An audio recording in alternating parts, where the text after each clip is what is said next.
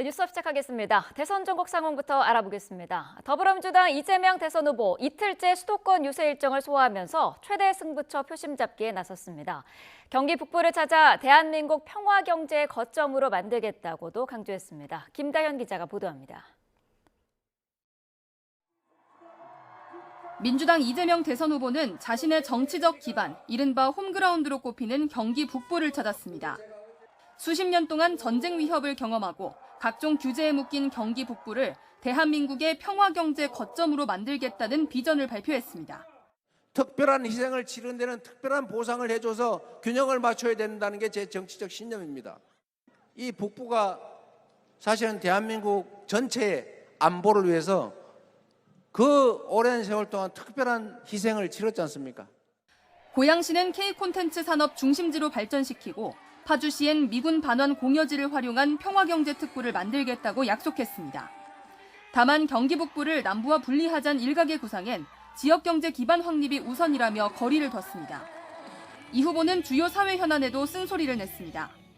SPC 제빵공장에서 발생한 노동자 사망 사고에는 노동 후진국 근로 환경을 개선해야 한다고 촉구했고 SK텔레콤 유심 해킹 사태엔 기업 책임을 강조했습니다. 국민의힘 김용태 비상대책위원장을 향해선 자신의 커피 원료값 120원 발언의 진의와 배경을 왜곡했다며 처벌받아야 한다고 직격탄을 날렸습니다. 또 이른바 호텔 경제론에 이준석 후보 등의 비판이 잇따르자 경제 요인 변화가 파급 효과를 낳는 승수 효과를 의미한 거라고 재차 반박했습니다. 진짜로 못 알아듣는 거예요?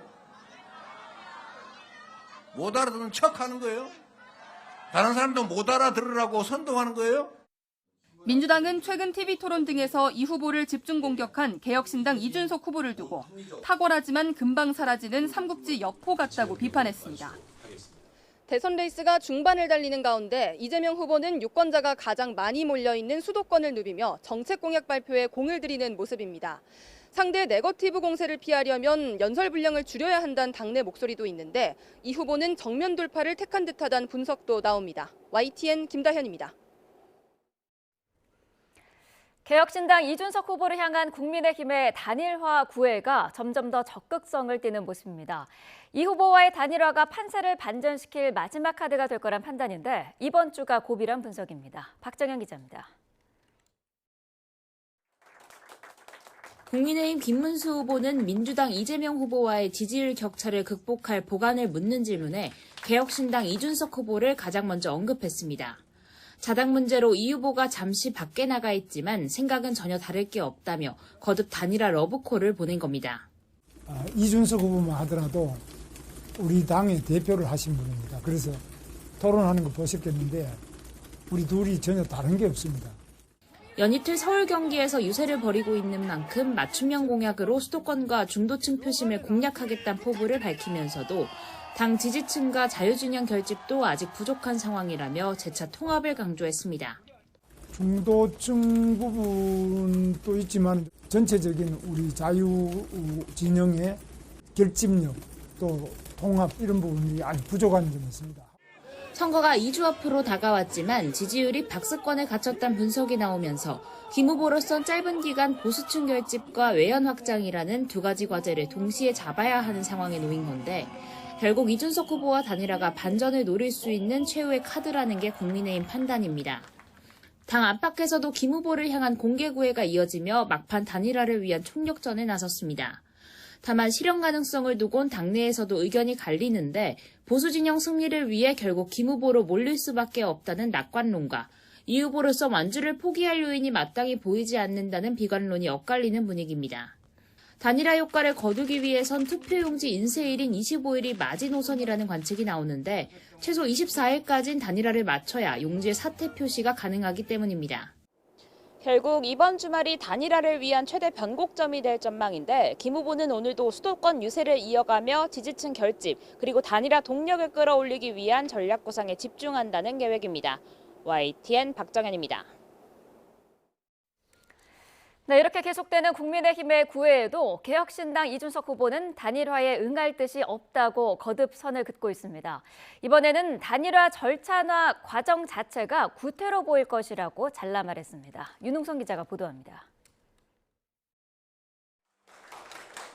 강기정 광주시장과 지역 언론인들을 만난 뒤 전남대 학식 먹기 행사를 이어간 개혁신당 이준석 후보. 연이틀 호남 표심 잡기에 공을 들였습니다.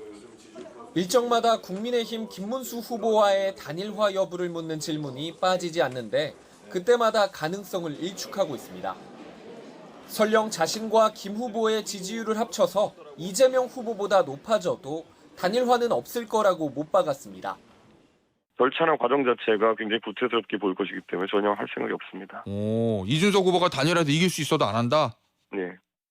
국민의힘 김용태 비상대책위원장이 대선 후보 배우자 토론을 제안한 것을 두고도 뾰족한 선거 전략이 없으면 돈을 써서 컨설턴트를 고용하라고 비꼬았습니다.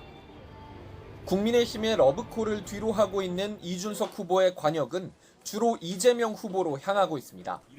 험지에서 도전하는 자신이 이재명 후보보다 노무현 정신을 더 구현하고 있다거나 대선 토론을 거치며 논란이 된 이재명 후보의 이른바 호텔 경제학을 사과해야 한다고 공세 수위를 끌어올렸습니다.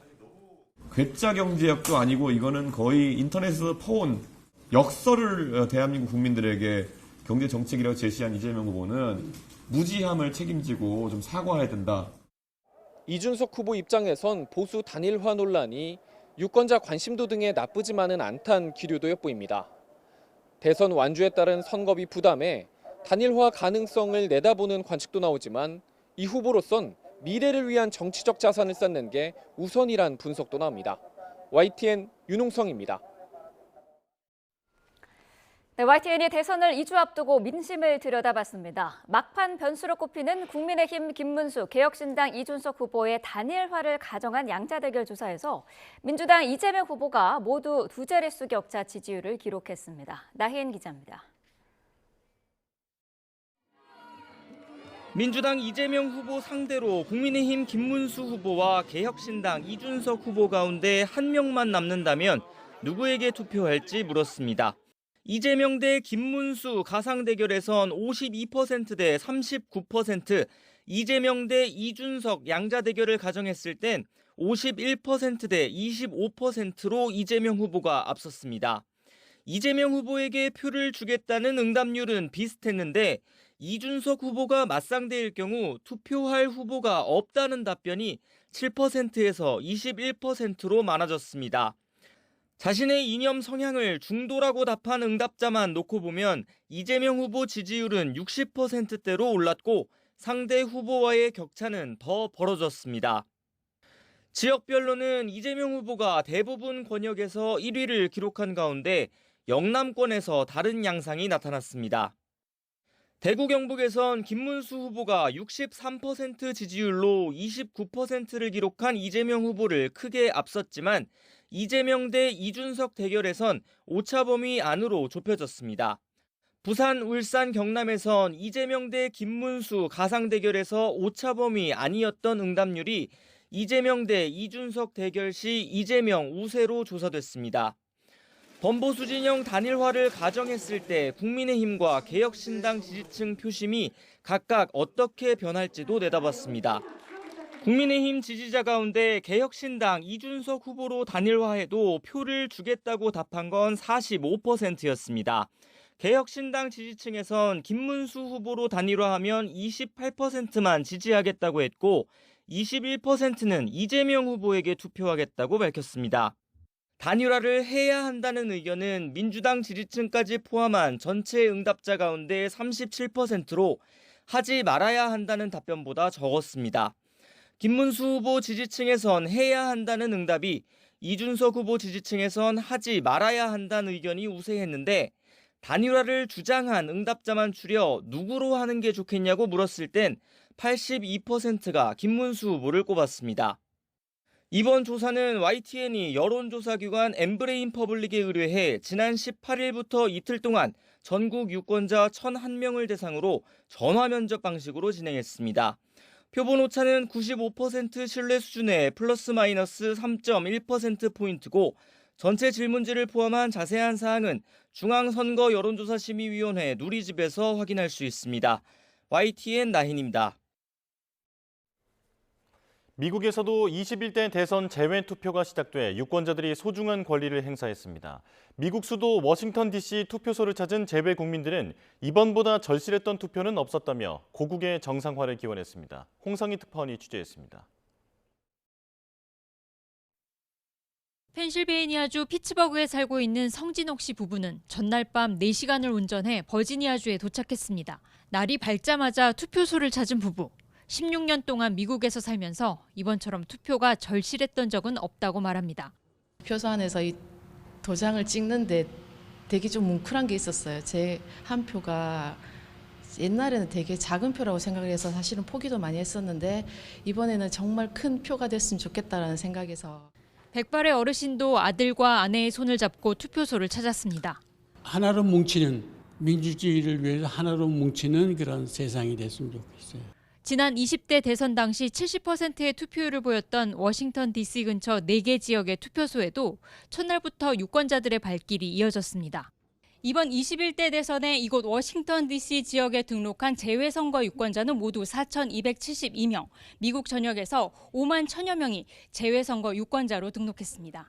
우리 재외 동포들, 또 특히 미주 지역 재외 동포들의 의견이 우리 국내 정부의 정책에도 반영될 수 있는 통로이기 때문에 가능하면 한 분도 빠짐없이 투표에 참여해 주시기를. 생업을 미루고 시간을 쪼개 투표소를 찾은 유권자들은 계엄과 탄핵 사태로 어지러웠던 고국이 다시 정상화돼 아이들에게 부끄럽지 않은 나라가 되기를 바랄 뿐입니다. 앞으로 우리 아이들이 살아갈 곳은 진짜 책임감 있는 대표가 나설 수 있는 그런 사회가 될 수 있도록. 전 세계 118개국에서 재외선거가 진행되는 가운데 미국에서도 오는 25일까지 37개 투표소에서 선거가 이어집니다. 워싱턴에서 YTN 홍상입니다. 더불어민주당 이재명 대선 후보는 사흘째 수도권에서 거리 유세를 벌입니다. 이 후보는 유튜브 라이브 방송으로 선거운동 일정을 시작하고 인천 남동구 9월 로데오 광장에 이어 부평역에서 집중 유세전을 펼칩니다. 마지막 일정으로는 자신의 지역구인 계양구에서 시민들과 만나 지지를 호소할 예정입니다. 국민의힘 김문수 대선 후보는 경기 북부 지역을 돌며 수도권 민심 다지기에 나섭니다. 김 후보는 방송기자클럽 대선 후보 초청 토론회에 참석한 뒤 경기도 고양시 일산 화정역 광장에서 유세를 진행합니다. 김포에서 청년 소상공인과 점심 식사를 함께한 다음 파주와 동두천, 양주와 남양주까지 경기 북부 일대에서 광폭 유세를 벌일 예정입니다. 개혁신당 이준석 대선 후보는 민주당 이재명 후보의 정치 입문 계기로 꼽히는 성남시 의료원을 찾아 운영 실태를 점검합니다. 이 후보는 경기 성남시에 있는 성남시 의료원을 방문해 공공의료 시스템을 살펴본 뒤 이재명 후보의 공공의료 정책의 문제점을 지적한다는 방침입니다. 이후 인파가 몰리는 경기 수원과 성남 번화가에서 피켓 유세를 하며 경기 남부 유권자들을 두루 만날 계획입니다. 이창수 서울중앙지검장과 조상원 중앙지검 4차장이 동반 사의를 표명했습니다. 국회에서 탄핵 소추됐다가 헌재의 기각 결정으로 업무에 복귀한 지 2달여 만인데 이 지검장은 몸도 마음도 지쳤다고 말했습니다. 김영수 기자가 보도합니다. 국회는 지난해 12월 민주당 주도로 이창수 서울중앙지검장과 조상원 4차장을 탄핵 소추했습니다. 도이치모터스 주가 조작 사건에 대한 부실한 수사로 김건희 여사를 무혐의 처분했다는 게 주된 이유였습니다. 하지만 헌법재판소는 지난 3월 재판관 전원 일치 의견으로 탄핵 소추안을 기각했습니다. 직무 복귀 2달여 만에 이창수 지검장과 조상원 4차장이 전격적으로 동반 사의를 표명했습니다. 이 지검장은 YTN과 통화해서 탄핵을 겪으면서 억울함을 풀고 그만두려고 생각했다고 밝혔습니다. 또 몸도 마음도 안 좋은 상황이었지만 탄핵이 기각된 이후 바로 그만두기에는 후배들에 미안해 미뤄왔다는 취지로 사의 표명 배경을 설명했습니다. 이 지검장은 전주지검장이던 지난해 5월 임명됐습니다. 같은 해 10월 김건희 여사의 도이치모터스 주가 조작 사건을 무혐의 처분했는데 최근 서울고검이 재수사를 결정하고 수사팀을 꾸렸습니다. 함께 탄핵 소추됐다가 직무에 복귀했던 조상원 4차장은 무고함이 밝혀졌다고 강조했습니다. 탄핵에서 탄핵 그래서 저희 8대 0으로 해서 저희 네. 무고함이 밝혀졌잖아요. 네. 다시 어느 정도 궤도에 올려놓고 이제 그 시점이 어느 정도 이제 마무리 안착이 됐다고 생각해서. 중앙지검장과 4차장이 동반 사의를 표명하며 김건희 여사의 공천 개입 의혹 사건을 포함한 중요 사건도 당분간 차질이 불가피할 거란 전망이 나옵니다. YTN 김영수입니다. 내란 사건 재판장인 서울중앙지법 지귀현 판사의 술 접대 의혹과 관련해 고위공직자 범죄수사처가 사건을 배당하고 수사에 착수했습니다. 대법원 윤리감사관실도 현장 조사를 진행하는 등 본격적인 사실관계 확인에 나섰습니다. 김태원 기자입니다. 고위공직자 범죄수사처가 지귀현 부장판사의 술 접대 의혹에 대한 시민단체 고발 사건을 수사 3부에 배당했습니다. 수사 3부는 내란 사건 재판장인 지부장 판사가 지난 1월 윤석열 전 대통령에게 내린 구속 취소 결정과 관련해 시민단체가 고발한 사건도 맡고 있습니다. 공수처 관계자는 관련 논란이 이어지고 있는 만큼 사건을 배당해 절차대로 수사를 진행할 예정이라고 설명했습니다. 이와 별개로 대법원 윤리감사관실도 지부장 판사 접대 의혹과 관련한 사실관계 확인을 진행하고 있습니다. 지난 16일엔 국회 자료와 언론 보도 등을 토대로 가능한 방법을 모두 동원하겠다면서 조사 착수 사실을 이례적으로 공개하기도 했고, 최근엔 지부장 판사가 방문했던 것으로 지목된 업소를 2차례 방문해 영업 여부 등을 확인한 것으로도 알려졌습니다.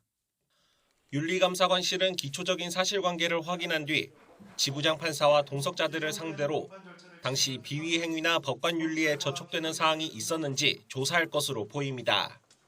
조사 과정에서는 지부장 판사와 동석자들 사이에 직무관계가 있었는지부터 당시 업소에서 지출한 비용은 얼마였는지, 계산한 사람은 누구였는지 등이 쟁점이 될 전망입니다.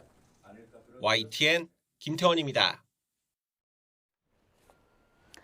더불어민주당은 윤석열 전 대통령을 향해 자신의 내란 우두머리 사건 재판을 맡은 지귀현 부장판사와 같은 편이냐고 반문했습니다.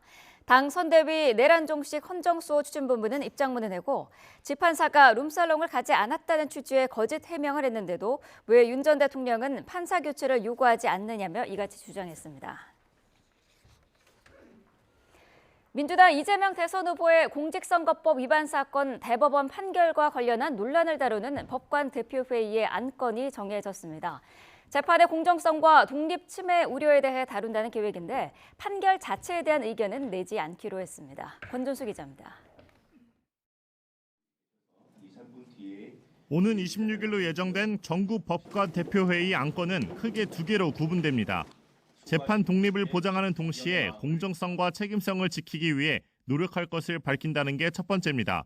이번 사태 경과를 들여다보고 대책을 논의한다는 것도 포함됐습니다. 두 번째 안건에는 사법에 대한 신뢰가 흔들린 것을 심각하게 인식하고 개별 재판을 이유로 한 책임 추궁과 제도 변경이 재판 독립을 침해할 가능성에 대해 우려한다는 내용이 담겼습니다. 안건에 따라 민주당 이재명 후보 사건에 대한 대법원의 심리 과정을 비판적으로 보는 시각과 조희대 대법원장 청문회나 대법관을 늘리는 법 개정안에 대한 반발로 보이는 내용이 담겼습니다.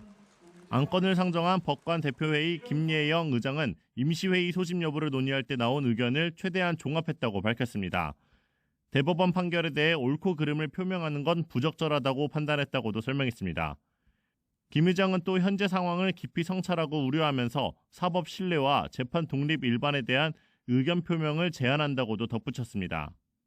이번엔 채택되지 않았더라도 회의 현장에서 9명의 동의를 얻으면 추가로 안건을 상정할 수 있고 수정안도 나올 수 있습니다. 다만 법관 대표회의는 과반이 출석해야 개의할 수 있고 의결에서 과반이 찬성해야 의견을 표명할 수 있습니다. 회의 소집 자체를 반대한 판사들이 많았던 것으로 알려진 만큼 공식적인 입장이 나오지 않을 가능성도 배제할 수 없습니다. YTN 권준수입니다. 이진우 전 육군 수도방위사령관은 어제 중앙지역 군사법원에서 열린 여인영 전 방첩사령관과 문상호 전 정보사령관 공판에 증인으로 출석해 윤석열 전 대통령이 문을 부수고 끄집어내라는 지시를 받은 사실이 있다고 처음으로 증언했습니다. 이 전 사령관은 당시 지시가 정상이 아니라고 생각했다며 본회의장으로 가서 4명이 1명씩 들고 나오면 되지 않느냐고 한 말도 처음에는 기억이 나지 않았다가 부관이 알려져 기억났다고도 증언했습니다. 이 전 사령관은 다만 대통령이 의원이라는 말은 하지 않았던 것 같다고 덧붙였습니다. 경찰이 비상계엄 당시 계엄군이 중국인 간첩 99명을 체포했다는 가짜뉴스를 보도한 혐의로 스카이데일리 기자에 대해 구속영장을 신청했습니다. 보도에 인용한 미군 소식통이 사실은 윤석열 전 대통령 지지자였던 것으로 드러난 가운데 경찰은 기자가 허위 보도를 한 것으로 판단했습니다. 부장원 기자입니다. 지난 1월 16일 인터넷 매체 스카이데일리는 비상계엄 당시 선관위에 있던 중국인 간첩 99명이 계엄군에 체포됐다고 보도했습니다. 미군과 공동작전으로 일본 오키나와 미군 기지로 이송된 간첩들이 신문 과정에서 선거에 개입한 혐의를 자백했다고도 주장했습니다. 당시 선관위와 국방부, 주한미군까지 완전한 허위사실이라고 부인했지만 윤석열 전 대통령 변호인단은 탄핵 심판정에서 직접 이 기사를 언급하며 비상계엄의 정당성을 주장했고 파장은 걷잡을 수 없이 번졌습니다. 연수원에 있던 중국인들 90명이 미군 부대 시설 내에 가서 조사를 받았고 부정선거에 대해서 다 자백을 했다는 그런 뉴스가 나왔습니다. 당시 매체는 이른바 미군 소식통을 인용한 보도라며 후속 기사를 이어갔는데 해당 소식통의 실체는 미국 영화 캐릭터 캡틴 아메리카 복장을 하고 중국 대사관 침입을 시도했다 붙잡힌 윤 전 대통령 지지자로 드러났습니다. 이에 선관위는 스카이데일리와 허모 기자를 수사 의뢰했고 해당 매체를 압수수색하며 강제 수사를 벌인 경찰은 허위 보도를 한 것으로 판단하고 허 기자에 대해 구속영장을 신청했습니다. 허 기자에 대한 구속 전 피의자 신문은 오늘 오전 10시 반 서울중앙지방법원에서 열리며 이르면 오후 늦게 구속 여부가 결정될 전망입니다. 경찰은 앞으로도 이와 유사한 온라인상 가짜뉴스 행위 등에 대해 엄정하게 수사할 예정이라고 밝혔습니다. YTN 부장원입니다. 네, 이번에는 대선 전국 이슈 자세히 짚어보겠습니다. 최창렬 용인대 특임교수, 이종근 시사평론가와 함께하겠습니다. 어서 오십시오. 안녕하세요. 네. 자, 어제도 대선 후보들 유세가 이어졌습니다. 먼저 더불어민주당의 이재명 후보 수도권 유세에 집중하고 있는데 6월 3일은 압도적인 응징의 날이다. 이렇게 다시 심판론을 꺼내 들었습니다. 어떻게 들으셨습니까? 최근에 이재명 후보가 이제 상당히 이른바 로우키라고 그러죠. 압도적 승리보다는 단 3표라도 이겨야 된다. 이런 네. 말도 하고 그랬었는데 특히 PK 지역에서 이제 박빙 승부다라는 말까지 하고 그랬었는데 이제 지금 이 선거가 얼마 안 남았잖아요. 2주밖에 안 남았는데 또 그런 쪽의 전략을 구사하면서도 일단 이 선거가 내란으로 이루어진 선거다. 그러니까 내란 프레임, 이른바 이제 내란 프레임을 더 이제 강조하는 아마 그런 전략인 것 같아요. 응징이라는 표현 쓴다는 자체가 압도적 승리보다는 압도적으로 응징해야 된다는 얘기가 그런 의미를 담고 있는 건데. 네. 근데 이 압도적 응징이란 말을 이제 이재명 후보나 민주당 측에서 하게끔 자꾸 국민의힘이 그 어떤 명분을 주는 것 같아요. 지금 아무튼 이제 2주일밖에 안 남았는데도 김문수 후보는 기존에 계엄에 대한 사과는 했습니다만 탄핵에 대해서 일관되게 반대했던 태도를 바꾸지 않고 있어요. 네. 그리고 이제 한동훈 전 후보가 이른바 요구했던 극단 세력과의 절연 이런 메시지도 내지 않고 있거든요. 그러다 보니까 이제 압도적인 응징 이런 얘기를 할 수 있는 명분을 그 공간을 민주당에게 주는 것 같은데 네. 이재명 후보는 아무튼간에 민주당은 지금 이 내란 프레임, 탄핵 프레임 이 부분을 더 이제 강조하면서 선거 이제 2주밖에 안 남았습니다만 더 이제 표차를 사실상 벌리려 하는 그런 전략이 아니겠는가 이렇게 보여집니다. 네. 커피 원가 120원 논란과 관련해서도 어제도 또 언급이 있었는데 언론의 가짜뉴스가 문제라면서 언론에 대한 불만을 좀 쏟아냈습니다. 사실 그제였죠. 영등포 유세 현장에서도 사이비 언론 이런 단어를 쓰면서 굉장히 불만의 그런 표현을 썼는데 어떻게 들으셨나요? 일단 민주당은 지난 총선 때 자신들이 승리한 것이 윤 대통령의 875원 발언이다라고 판단한 것 같아요. 네. 그런데 이걸 역으로 120원 발언으로 불리해지는 어떤 상황을 차단하겠다라는 의도가 있어 보입니다. 근데 솔직히 그 안을 들여다보면 875원과 120원의 차이가 보입니다. 왜냐하면 875원 다시 돌아보시면 그때 어떤 상황이었냐면 당시 물가가 너무나 올라서 파 한 단위 5,000원 이랬던 시절입니다. 근데 하나로마트가 아마 행사를 했나 봐요. 근데 네. 대통령이 가서 파 한 단을 보면서 875원이 붙어 있자 이렇게 얘기합니다. 아니 이 가격이 다른 곳에서도 이렇게 팔 수 있느냐라고 운을 뗍니다. 그러니까 거기에 이제 농림수산부 장관하고 관계자가 가급적이면 다른 곳에서도 할 수 있도록 하겠습니다라는 네. 대답을 해요. 그러니까 거기에 대한 대답으로 875원이면 합리적인 가격이다. 이렇게 얘기를 합니다. 그런데 앞에 부분 다 없어졌어요. 봐라, 대통령이 파 가격도 모르고 875원이라고 지금 이야기하고 다닌다. 여기서 그 대판단을 들고 다녔거든요. 이번에 돌아보시면 언론이 잘못 얘기한 거 하나도 없습니다. 원가가 120원인데 8,000원에 판다. 그러니까 5만 원에 닭죽 파는 것보다 이 8,000원, 만 원에 파니까 이걸로 바꿔라 라는 얘기를 한 거잖아요. 네. 그러면 원재료값이나 원두값을 얘기하지 않고 원가가 120원인데 8,000원이면 나머지는 모두 다 이윤을 이렇게 남길 수 있다라고 얘기한 것이다 라고 얘기하는 게 지금 왜곡하고 조작했다라고 공격을 한다. 그러니까 제가 앞서도 말씀드렸지만 이건 다분히 지난번에 그 875원으로 굉장히 큰 재미를 봤던 민주당이 역으로 되치기를 당할 수는 없다 하고 120원을 차단하려는 정치공학적인 의도가 다분히 그러니까 그 안에 포함되어 있다라고 생각을 합니다. 네.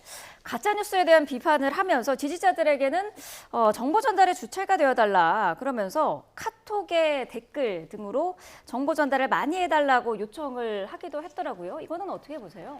이거 뭐 이제 지금 이 선거라는 게 이제 과거에 이른바 이제 레가시 언론에 의해서만 되지가 않잖아요. 뭐 트위터라든지 카톡이라든지 워낙 이 카톡이나 이 이른바 SNS들, 페이스북 이런 것들이 워낙 전파력이 빠르잖아요.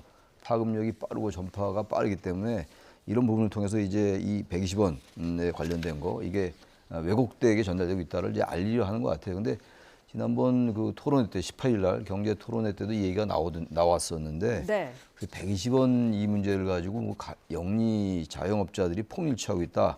그렇게 해석하면 안 될 것 같아요. 그런 의도는 아니었던 것 같고 나머지 금융 비용이라든지 여러 가지 임대 비용 이런 게 많이 들어가 있는 거 아니겠어요? 이제 그런 게 포함돼서 커피 가격이 좀 그렇게 상대적으로 비싸게 느껴지는 거예요. 비싸죠, 사실은. 좀 비싸게 느낍니다, 사실은.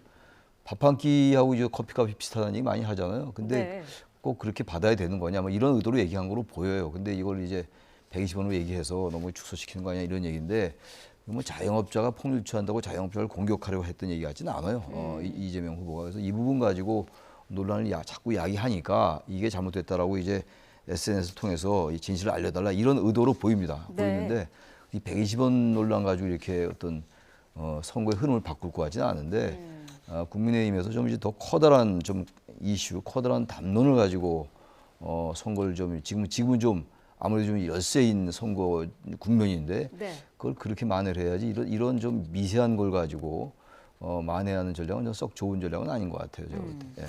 이재명 후보 유세 현장에서는 며칠 전부터 방탄 유리까지 등장을 했는데 민주당 당사에서 흉기를 소지한 남성이 체포가 됐습니다. 민주당이 지금 뭐 굉장히 비상에 걸린 모습이던데요. 어떻게 보고 계세요?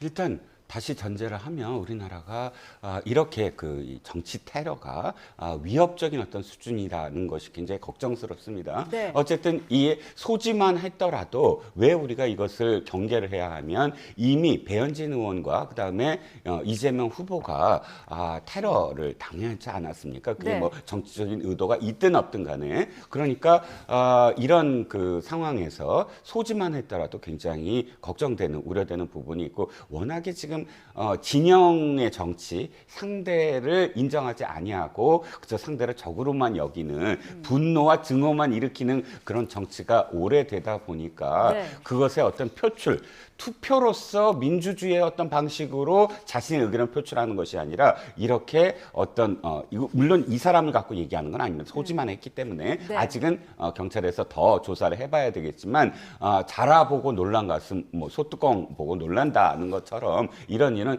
절대로 없어야 되겠다. 그리고 혹시나 그런 의도가 없었더라도 뭐 흉기로 오인될 수 있는 또는 비비탄 같은 그런 권총 모양의 이런 것들을 결코 소지하고 지금은 다니지 않아야 되는 시기다라고 말씀을 드리고 싶습니다. 네. 반면에 국민의힘 김문수 후보 방탄조끼 입고 방탄 유리 쳐놓고 뭐 이런 사람이 대통령이 돼야 되겠냐 이렇게 하면서 총 맞을 일이 있으면 나는 맞겠다. 유세 도중에 점퍼도 열어 보이던데요. 어떻게 보셨습니까? 근데 저 부분은 좀 이제 좀 생뚱맞게 보여요. 이제 이재명 후보 측에서는 이재명 후보는 상당히 위협을 느끼는 것 같아요. 그냥 무슨 선거 전략으로 방검복 맨 처음에 입다가 뭐 방탄조끼, 방탄복을 입는다는 거 아닙니까? 그리고 이제 방탄 유리까지 한다는 얘기인데 그만큼 실제적인 위협이 존재한다. 그렇게 느끼니까 그러지 않겠어요? 그렇지 않고 뭐 그거 하고 다닌다고 뭐 선거 전략에 선거에 뭐 이렇게 도움이 되겠습니까? 제가 이걸 보니까 87년도에 그때 이제 1로 3김이 이제 대선에 나왔잖아요. 민주화 이후에 직선제 처음 때인데 구차기원으로 그때 이제 그때 지역 감정이 뭐 아주 극단에 달할 때니까 노태우 후보가 이제 호남 갈 때는 방탄차를 타고 그랬던 기억이 생생해요. 반대로 김대중 후보가 또 이 경북 지역 갈 때도 그랬고 그때하고는 다른 그땐 지역 감정이라는 것 때문에 그랬는데 지금 그것도 아니에요. 그것도 아닌데 아무튼 방탄 뭐 유리 그리고 방탄복 방검복 이런 게 대선 이슈가 된다는 게 앞서 말씀하신 것처럼 참 슬픈 얘기예요. 이게 또 대선 이슈가 되고 상대방을 또 공격하고 김문수 후보 나는 방탄복 아닙니다. 방탄복 입고 안전하려면 뭐 교도소 가야 되는 거 아니야? 뭐 이런 취지 얘기도 하던데 그 대선에 지금 이제 2주면 뭐 사실 별로 안 남은 기간인데 저런 얘기로 지금 국민의힘이 할 때가 아니라 저런 부분 가지고 공략을 할 때는 아닌 것 같다. 여전히 전 큰 흐름에서 아직은 그래도 시간이 좀 있으니까 단일화라는 변수도 있는 거 아니겠어요? 단일화하기 위한 조건이 뭔가 이런 거에서 좀 크게 거대 이슈로 뭔가 선거 승부를 보려 하지 않고 커피값 120원 그리고 상대방 후보가 방탄복 입은 걸 비판하고 전 이거는 좀 번수가 좀 안 맞는 것 같아요. 저기 뭐 이슈화 해가지고 크게 도움이 될까요? 저런 부분들이? 뭔가 이제 부동층을 움직이게 하고 중도 보수가 좀 떠난 보수층들을 다시 이쪽으로 결집시키고 이런 전략을 써야 되는데 저런 전략들 저게 뭐 옳고 그르다의 차원을 떠나서 지금은 그게 중요한 게 아니잖아요. 득표에 얼마나 도움이 되냐가 중요한 상황이기 때문에 선거 공학적으로 저런 식의 이슈 제기가 과연 지금 이 역전할 수 있는 그런 흐름을 만들어낼 수 있을까? 그건 좀 회의적입니다.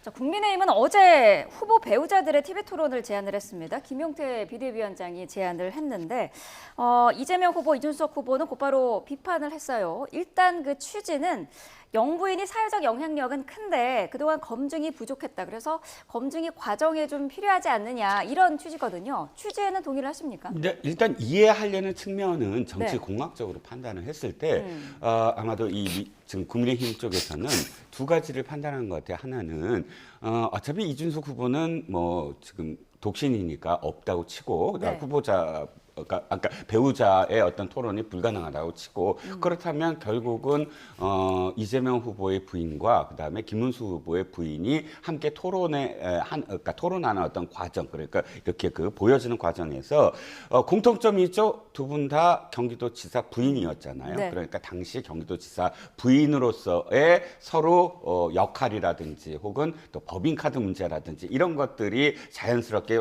화두로 올라가면서 김혜경 여사의 지금 항소심까지 이어지는 법화 문제가 도드라질 것이다라는 그런 의도. 두 번째는 설란영 여사 그러니까 김문수 후보의 부인 설란영 여사가 연설이라든지 토론 참 잘한대요. 예전에 이제 세진전자 노조위원장 출신이기도 하지만 이 노동운동에서 이렇게 쌓여온 그런 그 토론 내지는 연설 이런 식의 어떤 언변의 어떤 능력을 김혜경 여사와 비교해서 도드라지게 만들겠다. 이런 정치적 의도라고 보여집니다. 하지만 저는 개인적으로 굉장히 적절하지 못했다라고 생각을 해요. 왜냐하면 아시다시피 지금 우리가 겪고 있는 영부인들의 어떤 인상이 뭡니까? 권력, 그러니까 권력이 주어지지 않아야 되는 어떤 위치, 공인이 아니고 물론 공인이라는 어떤 표현을 제가 어떻게 말씀드리냐면 실질적으로 권력을 주어지는 어떤 선출직 공인이 아님에도 불구하고 그것을 행사하거나 혹은 사유화했기 때문에 굉장히 문제가 되지 않았습니까? 그런데 지금 검증을 하겠다는 건 마치 공인이고 권력이 주어짐으로 그 권력에 대해서 미리 검증하자 이런 그 뉘앙스로 이야기하는데 한동훈 전 후보가 이야기하는 게 전 맞다고 생각합니다. 국민들은 지금 영부인이 조용하고 좀 더 깊이 있는 어떤 내조를 바라는 것이지 말 잘하고 어떤 점에서 그런 어떤 깊이 있게 그 사람들한테 설득하고 이런 전면에 나서는 역할을 기대하지는 않을 것 같거든요. 그래서 미국처럼 어떤 특별법을 만들어서 영부인들에게 어떤 권한을 주는 그런 지금 제도가 아닌 바에야 아무런 권력도 없고 아무런 어떤 영부인으로서의 어떤 권한 책임을 공적으로 주어지지 않는 우리나라에서는 검증을 하겠다고 영부인까지 토론에 나서는 건 좀 무리한 그런 그 정치 공학 정치공학적 셈법이었다라고 생각을 합니다. 네, 한동훈 전 대표 이야기를 하셔서 이 질문을 좀 드려보면은 어제부터 사실 부산을 시작으로 유세를 시작을 하지 않았습니까? 그런데 유니폼을 봤더니 빨간색 유니폼이고요. 숫자 2는 적혀 있는데 후보의 이름이 없더라고요. 김문수라는 이름이 적혀 있지 않았어요. 이제 김문수 후보에 대한 지원을 하긴 하는데 네. 같은 현장에 있지 않겠다라고 얘기했었죠. 네. 그 일환인 것 같아요. 2번이야 뭐 당연히 이제 국민의힘 후보가 이제 기호가 2번인데 네. 당연히 김문수라는 이름은 써야 되죠. 근데 김문수 이름을 안 쓰고 하잖아요, 유세를.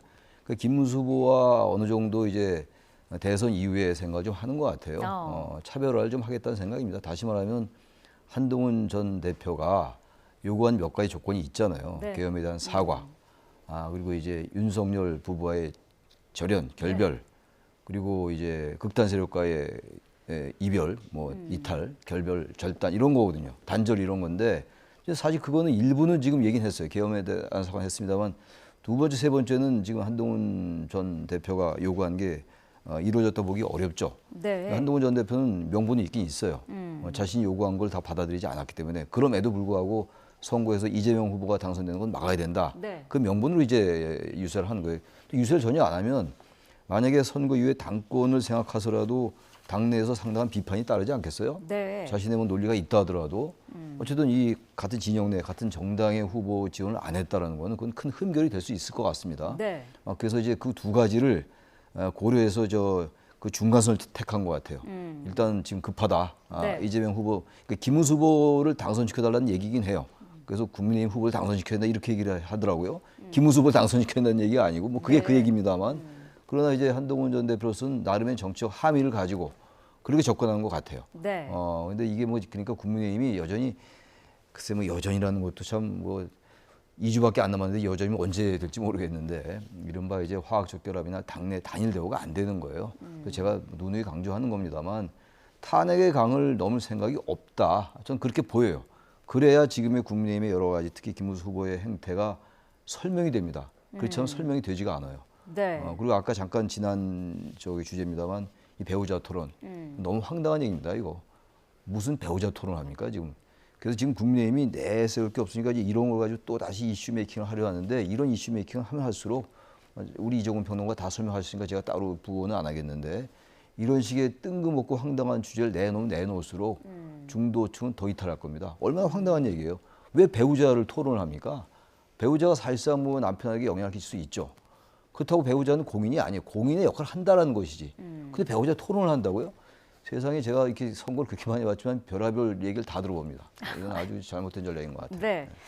자, 홍준표 전 대구시장을 만나러 간 국민의힘 특사단이 귀국을 했는데 일단 홍 전 시장의 얘기로는 민주당과 손잡을 일은 절대 없다. 김문수 후보를 지지한다. 이렇게 얘기를 했다고 해요. 그동안 근데 사실 하와이에서 SNS를 통해서 당을 향해서 각을 세워왔는데 특사단을 만나자마자 김문수 후보 지지한다는 입장을 낸 거는 어떻게 봐야 될까요? 일단 좀 아쉽죠. 국민의힘 입장에서는 네. 어마어마한 공을 들여서 지금 선거 기간에 현역 의원들이 선거 현장을 이탈한다는 건 사실 쉽지 않은 일이거든요. 네. 자기 지역구에서 어쨌든 한 표라도 더 지금 끌어와야 되는데 지금 유상범 의원이나 김대식 의원은 강원도와 이 경남에서 상당히 영향력이 있는 의원들이에요. 그런데 현장을 이탈을 했어요. 그만큼 공을 들이겠다는 얘기입니다. 네. 그러면 최소한 두 가지 중에 한 가지는 했어야 돼요. 뭐냐면 손을 붙잡고 진짜 홍준표 후보가 와서 홍준표 후보가 진짜 김문수 후보와 옆에 서갖고 손 들고 함께 포옹하고 이런 장면 아니면 네. 홍준표 후보 입에서 직접적으로 영상이 나와야 돼요. 김수 후보, 문수 형 정말 이번에 꼭 되시길 저는 진짜 기대합니다. 정도의 어떤 직접적인 영상이 나와야 되는데 어떤 상황에서 끝났냐면 유상범 의원이 전하는 말 그러니까 민주당으론 가지 않는다라는 정도의 전하는 말로 끝났거든요. 그건 그럼 저기까지 왜 이탈을 하면서 하와이까지 지금 갔느냐라는 그런 비판을 받을 것 같고요. 네. 홍준표 후보는 처음부터 일관된 어떤 태도가 아닐까 싶어요. 여기도 아니고 저기도 아니고 모든 곳에서 어쨌든 자기한테 관심을 두는 것에 대해서 네. 그걸 거부하지도 않고 좀 제가 표현하는 겁니다. 좀 즐기는 듯한 그런 느낌이거든요. 왜냐하면 더군다나 이렇게 특사단까지 왔으면 또 더군다나 자기 캠프에 있던 사람 4사람이 온 거거든요. 자기 이번 선거에서. 그러면 최소한 한 며칠 정도는 저는 SNS를 안 하실 줄 알았는데 네. 거기에 바로 특사단과 헤어진 바로 그 다음 메시지가 빠삐용, 영화 빠삐용의 악마의 섬에서 탈출한 그런 그 구절을 딱 했습니다. 그러면 뭐 국민의힘이라는 정당이 홍준표 후보한테는 무슨 감옥이었는지, 그러니까 여러 가지로 좀 적절하지 못했다. 굳이 특사단을 여기 이 순간에 보내는 것도 그렇고 또 최소한 이 당에서 그렇게 지금 뭐 도지사도 시장도 또 현역 국회의원으로서 3선도 했던 분이라면 또 당대표까지 했던 분이라면 이제 일단은 후보 경선에서 떨어졌을 때 좀 거리를 두고 이 당에 도움이 되든 말은 못할지언정 네. SNS 활동을 통해서 불필요한 오해를 낳게 만드는 그런 정치 행위를 꼭 해야만 했을까라는 생각이 듭니다. 네. 자, 개혁신당 이야기로 넘어가 보죠. 이준석 후보, 국민의힘에서 계속해서 단일화에 대한 러브콜은 보내고 있는데 이 후보는 연일 선긋기에 바쁜 모습입니다. 여기에 안철수 국민의힘 의원이 만나자, 허심탄회하게 얘기를 하자 이렇게 지금 제안은 했는데 받아들일까요? 어떻게 보시나요? 이준석 후보가 뭐 안철수 의원 얘기라고 해서 꼭 받아들일 이유가 별로 없죠. 아무튼 지금 후보들은 이제 대선 이후에 자신의 정치적 거취를 생각할 거예요. 입지를 생각할 텐데. 네. 아무튼 이준석 후보로서는 지금 이게 10%가 잘 안 나오고 있는 상황이잖아요. 네. 이제 뭐 7%, 8% 이 정도 선에서 되게 오락가락하는 것 같아요. 갇혀 있다 이런 얘기를 하는 거 아니겠어요? 박스권에 네. 갇혀 있다는 얘기인데, 그래서 이거는 이제 이 단일화를 해서 지금 승리 가능성이 있다. 이재명 후보를 이길 가능성이 있다라고 하면 단일화에 응할 명분이 생길 텐데, 지금 이 김문수 후보도 그렇고 이준석 후보도 그렇고 어떤 표의 확장성을 잘 못 보여주고 있어요. 네. 대선 기간이 꽤 진행됐음에도 불구하고 말이죠. 그렇다면 이준석 후보로서는 승리 가능성이 그렇게 높지가 않은데, 낮은데 사실 낮은데 단일화 한다는 게 자신에게 이익이 될까? 그거 당연히 생각하지 않겠어요. 또 하나가 지금 단일화의 대상이 되는 그 김문수 후보가 제가 아까 말씀드린 그러한 이유에서 여전히 탄핵의 강건 별로 탄핵의 강을 건너는 것, 이른바 네. 탄핵을 극복하는 이러한 쪽에는 별로 그렇게 심혈을 기울이는 것 같이 보이지 않거든요. 이런 상황에서 명분과 실리가 뭔가를 따져보지 않겠어요? 실리라는 거는 이제 뭐 설령 그렇지 않더라도 이길 수 있다면 실리로서 이제 가는 거죠. 단일화 하는 거죠. 설령 탄핵의 강이라는 걸 건너지 않더라도, 극복하지 않더라도. 근데 실리 측면에서 볼 때 지금 승리 가능성이 높지 않아 보이고 또 명분도 별로 없고 네. 만약에 승리 가능성이 없고 실리가 별로 없다 하더라도 명분이 있으면 선거 이후에 자신의 또 정치적인 장래를 개척해 나갈 수 있는 건데 명분도 별로 없어 보여요 지금. 네. 그러니까 다시 말하면 실익과 명분, 실리와 이 당위가 별로 다 이준석 후보 입장에서부터 별로 없어 보이는 거예요. 흔히 이제 일각에서 얘기하는 것처럼 10%를 득표를 못하면 네. 선거 보전금을 한 푼도 못 받으니까 뭐 그런 거 생각하지 않겠는가라는 뭐 그런 추론도 가능하긴 한데, 그것보다는 역시 그 정치인으로서 실리, 명분 두 가지를 따져볼 때 지금 상황에서는 두 가지가 다 이준석 후보 입장에서 맞닥지 않아 보일 것 같아요. 네. 그런 상황에서 안철수 의원이 저런 제안을 한다고 해서 그게 이준석 후보에게 크게 와닿을까? 저는 그건 그렇게 생각하지 않습니다. 네. 이 단일화와 관련해서 YTN이 여론조사를 실시를 했는데요. 결과를 보도록 하겠습니다. 이준석 후보와 김문수 후보가 단일화를 했을 때를 가정을 해서 양자 가상 대결을 실시해봤는데, 각 후보별로 이제 비교를 했을 때 이재명 후보가 어쨌든 50% 선을 넘겼고요. 중도층으로 갔을 때도 보도록 하겠습니다. 자, 중도층으로 가면은 격차가 더 벌어집니다. 이재명 후보가 60% 이상의 득표로 벌어지고 있는 그런 모습인데 어떻습니까? 단일화의 명분, 그러니까 승리의 가능성이 안 보이는 상황에서 이 러브콜을 계속 보내는 게 에너지 낭비는 아니겠냐, 이런 의견도 있더라고요. 그럼에도 불구하고 김문수 후보 측에서는 좀 절실할 겁니다. 네. 왜냐하면 남은 시간은 얼마 없는데 전환을 시킬, 그러니까 한번 판을 흔들 수 있는 모멘텀이 별로 안 보여요. 네. 이번 선거처럼 사실 변수가 없는 적도 없습니다. 이전에는 어떠한 뭐 네거티브라든지 검증이라든지 이런 것들이 굉장히 오랫동안 지속이 되면서 사실상 기억에 남는 게 굉장히 많으실 겁니다. BBK라든지 무슨 대장동이라든지 선거 때마다 어마어마한 어떤 이슈, 블랙홀 이슈들이 있었거든요. 네. 근데 이번엔 물론 이제 조기 대선인 이유도 있겠지만 이미 이재명 후보라든지 뭐 김문수 후보라든지 미리 검증이 됐었던 어떤 상황들 3번씩이나 대통령이 나왔기 때문에 기존에 있었던 네거티브 소재들은 식상하다. 이미 네. 뭐 그 유권자들이 다 소비한 그런 상황이기 때문에 없습니다. 그렇다고 보면 김문수 후보가 정말 절박한 쪽은 이쪽이거든요. 아까 이재명 후보가 이 어려움을 이겨내고 이렇게 얘기했는데 사실은 이건 그만큼 이 압도적으로 지금 예를 들어서 지금 이 여론조사처럼 앞서고 있는데 혹시나 느슨해질까봐 우리가 어렵다라고 지금 얘기하고 있는데 실제로 어렵고 절박한 건 김문수 후보 측이어야 되잖아요. 네. 그렇다면 지푸라기 하나라도 잡아야 됩니다. 그러면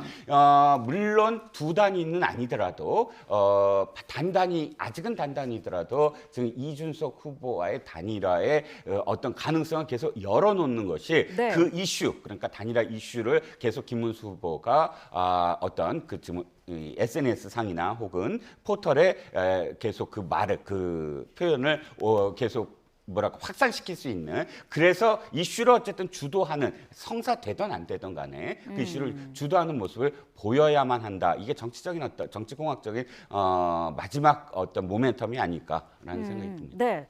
표의 이동을 좀 살펴봤더니요. 단일화를 했을 경우를 봤을 때 국민의힘의 지지층에서는 이준석 후보로 단일화해도 표를 주겠다가 45%로 나타났어요. 그러니까 이준석 후보에게 45%가 표를 주겠다라고 했고 개혁신당의 지지층에서는 만약에 김문수 후보로 단일화를 하면 28%만 거기에 표를 주고 21%는 이재명 후보에게 투표를 하겠다라는 걸로 나타났거든요. 단일화를 하면 이 결과를 봤을 때는 표가 오히려 흩어지는 거 아니겠습니까? 이제 이준석 후보를 지지하는 유권자들은 김문수 후보를 지지하는 유권자하고 이 투표 성향이 다른 거예요. 네. 그러니까 이준석 후보는 지금 이재명 후보나 그 지지하는 유권자들이 이재명 후보나 김문수 후보에게 양자로 갈 수가 있어요. 상당히 개혁적인 뭐 성향을 갖고 있는 거기 때문에 네. 같은 보수라고 우리가 지칭은 합니다만 김문수의 보수와 이준석의 보수는 상당히 다른 거죠.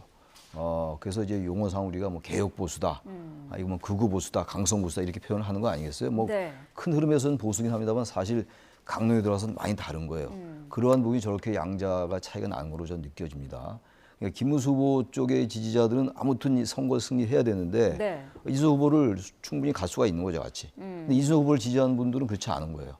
왜 지금 김문수 후보는 탄핵이나 이런 거에 대해서 여전히 구태한 생각을 갖고 있는데 국민 다수의 생각과 다른 생각을 갖고 있는데 왜 그쪽과 단일화 하냐. 그러니까 그 일단의 표가 이재명 후보한테 갈 수밖에 없죠. 네. 저건 당연한 결과라고 봐요. 그래서 저 단일화하려면 제가 자꾸 말씀드리는 게 이준석 후보를 지지하는 유권자들의 단일화가 돼야 돼요. 그러니까 후보들의 단일화가 중요한 건 유권자의 연대가 형성돼야 되는 거거든요. 네. 저렇게 되면 단일화가 된다 하더라도 유권자의 연대가 형성이 안 되는 거예요. 유권자의 단일화가 안 되는 겁니다. 표를 찍는 건 유권자 아닙니까? 후보가 찍는 게 아니잖아요. 유권자의 단일화가 안 되고 유권자의 연대가 성립이 안 되면 단일화가 의미가 없는 거예요. 그래서 그것을 하기 위해서는 결국은 김문수 후보가 태도를 바꿔야 돼요. 수십 번 하는 얘기입니다만 많은 분들도 얘기하고 저도 여러 번 얘기합니다만 네. 이른바 환골탈태라는 뭐 대단한 환골탈태도 아니에요. 태도를 바꾸면 돼요. 인식을 바꾸고. 근데 그걸 안 하겠다는 것 같아요. 제가 볼 때. 그럼 당연히 이준석 후보를 지지하는 유권자는 김문수 후보 표로 갈 수 없죠. 당연히 이재명 후보로 가겠죠. 이탈하는 거죠. 그러니까 본보수에서. 알겠습니다. 저게 당연한 결과 같아요. 저건. 네. 자, 오늘 두 분 말씀을 여기까지 듣도록 하겠습니다. 최창녕 용인대 특임교수, 이종훈 시사평론가와 함께했습니다. 고맙습니다. 네, 고맙습니다.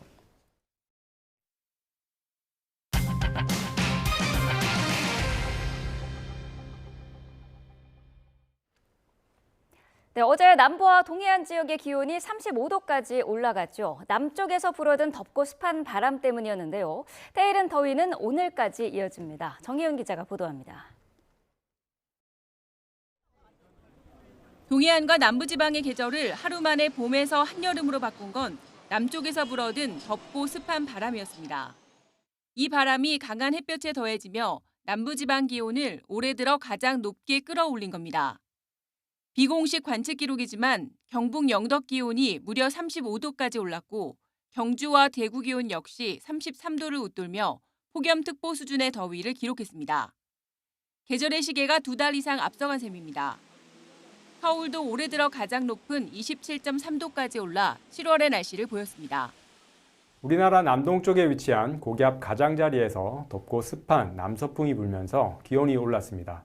특히 남부 내륙과 동해안 일부 지역에서는 낮 동안 강한 일사와 바람이 산맥을 넘는 지형 효과까지 더해지면서 낮 최고 기온이 30도가 넘는 곳도 있었습니다.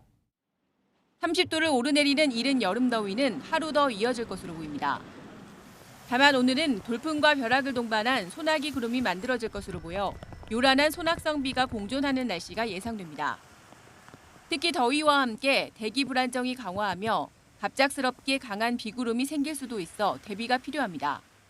21일 수요일에도 30도를 오르내리는 때이른 더위가 이어질 것으로 보입니다. 다만 일부 내륙을 중심으로 오후 한때 소나기 형태의 비구름이 만들어지며 돌풍과 벼락을 동반한 다소 강한 비가 내릴 수 있겠습니다. 시설물 점검과 안전사고에 유의해 주시기 바랍니다. 기온이 크게 오른 다음 비가 내린 곳에서는 안개가 짙어져 출근길 가시거리가 200m 미만인 지역도 많을 것으로 보입니다. 해안가 주변 교량이나 호수 주변 도로에서는 추돌 사고 위험이 커질 것으로 우려됩니다. 기상청은 주 후반 폭염 수준의 고온은 누그러들지만 당분간 낮더위와 큰 일교차, 강한 소나기 등 위험 기상이 늘어나는 시기로 접어드는 만큼 급변하는 날씨에 유의해야 한다고 당부했습니다. YTN 정혜윤입니다. SPC 삼립 시화 공장에서 컨베이어 벨트에 작업자가 끼어 숨진 사고와 관련해 경찰이 일부 공장 관계자들을 입건하고 안전수칙을 제대로 지켰는지 조사에 나섰습니다. 허영인 SPC 그룹 회장은 중대재해처벌법 위반 혐의로 경찰에 고발됐습니다. 김미영 기자입니다. SPC 삼립 시화 공장에서 작업 중 숨진 50대 여성 노동자에 대한 부검 결과 머리와 몸 등 다발성 골절로 인한 사망이라는 1차 소견이 나왔습니다. 이 노동자는 작동 중이던 컨베이어 벨트에 윤활유를 뿌리다 기계에 끼었는데 경찰은 일부 공장 관계자를 업무상 과실치사 혐의로 입건해 안전수칙을 제대로 지켰는지 등 조사에 나섰습니다.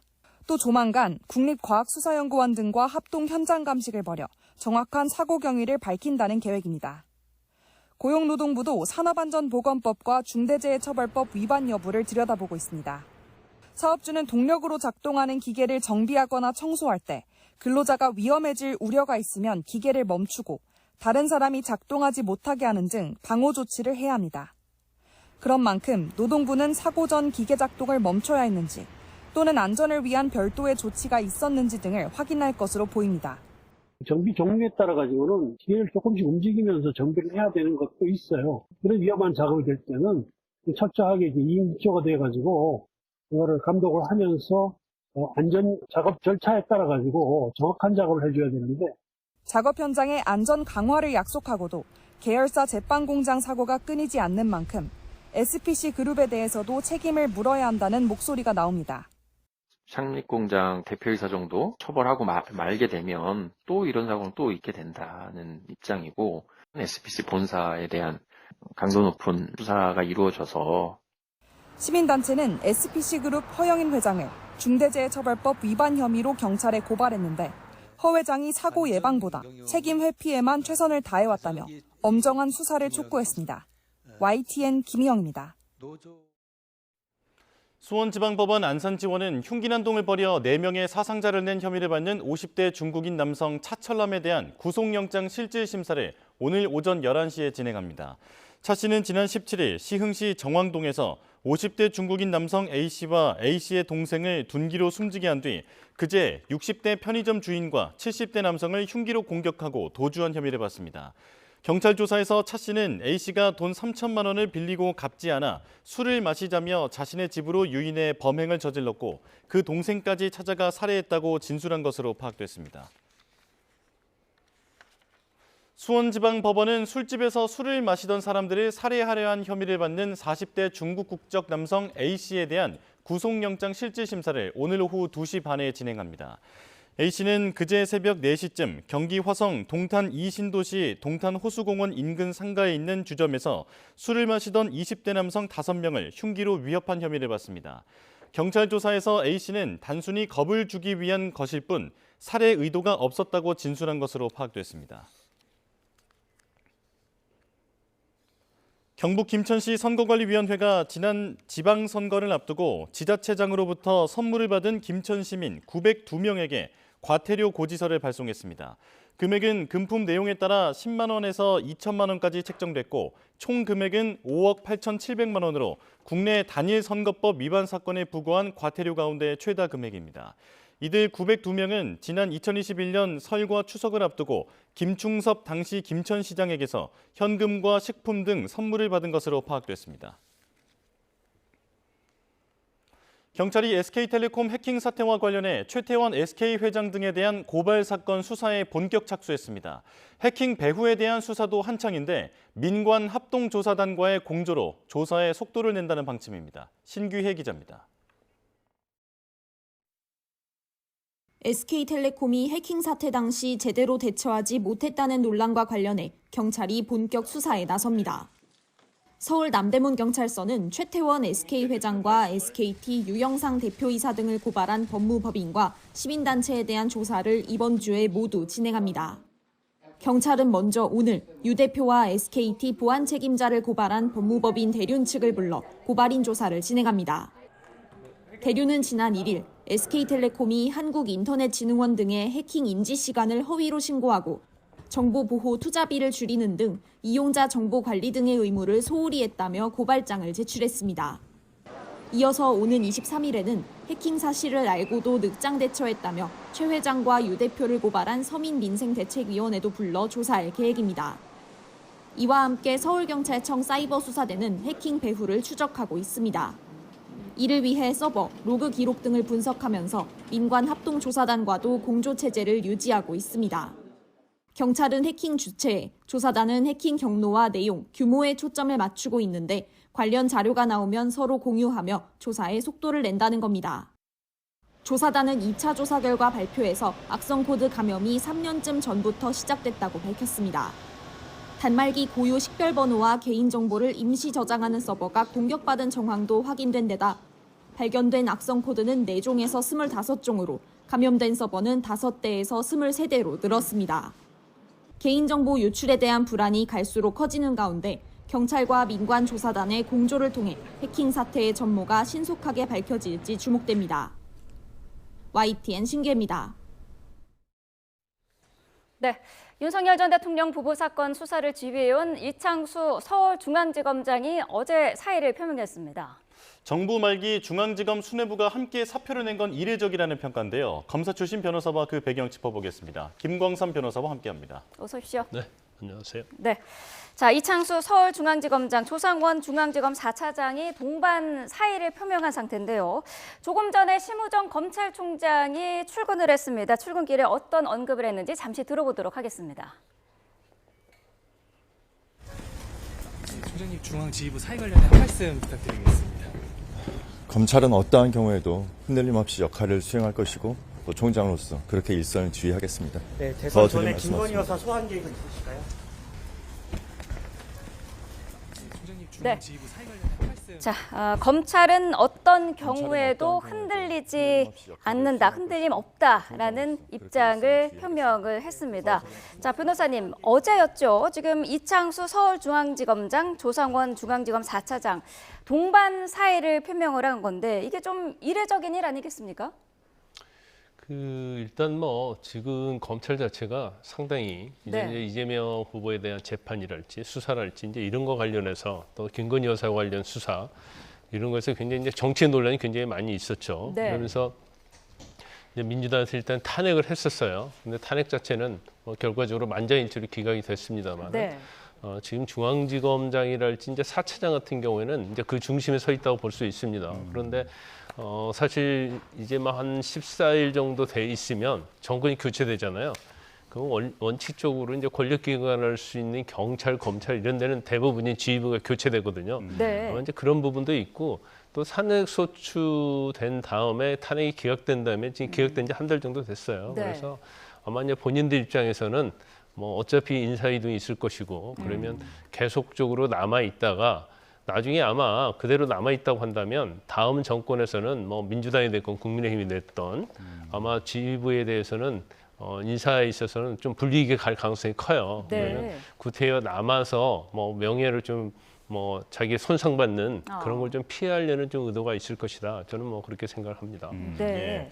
이 사이 배경에 서울고검이 최근에 김 여사 사건을 재수사하기로 결정한 것 이런 부분도 영향을 줬다고 보십니까? 뭐 그렇다고 볼 수도 있죠. 물론 이제 탄핵 소추는 뭐 완전히 기각이 됐지만 이제 본인들의 수사와 관련해서는 특히 이제 명품백 의혹 이런 것들에 대해서 사실은 뭐 여러 가지 수사가 지금 재개되고 있는 상황 아닙니까? 더군다나 이제 도이치모터스 사건이랄지 또 뭐 명품백과 관련된 부분이랄지 더군다나 또 김건희 여사와 관련된 뭐 명태균 씨와 관련된 공천 개입 의혹 이런 것들이 또 건진법사와 관련된 부분 이런 것들이 사실은 윤 전 대통령이 이제 파면이 되고 그러면서 결과적으로 이제 검찰에서 본격적으로 이제 수사가 진행이 되고 있다 이렇게 볼 수가 있어요. 그러면 지금 심우정 검찰총장은 본인은 뭐 원리 원칙에 맞게 법에 따라서 수사를 했다고 하지만 그러한 것들이 만약에 뭐 뒤집혀진다랄지 김건희 여사에 대해서 이전과 다른 결정이 나오는 경우에 있어서는 검찰이 수사를 잘못했다 이런 비판을 받을 수 있거든요.